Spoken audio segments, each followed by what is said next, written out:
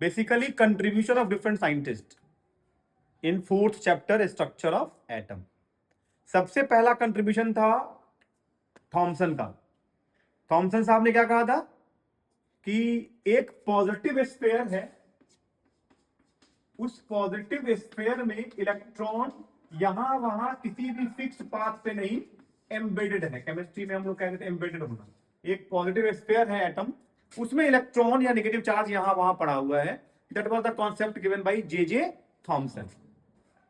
अब इनसे एक गलती और भी हो गई कि इन्होंने स्पेसिफिक पोजीशन नहीं बताया। उन्होंने कह दिया कि पॉजिटिव चार्ज है एक गोले की तरह, उस गोले में यहां वहां कहीं भी इलेक्ट्रॉन पाया जाता है। ठीक, this was the concept of J Thomson. इसके बाद आया रदरफोर्ड। अब रदरफोर्ड साहब ने देखा कि भैया कोई तो एक स्पेसिफिक प्लेस होगा ना इलेक्ट्रॉन प्रोटॉन का, पॉजिटिव चार्ज और नेगेटिव चार्ज का।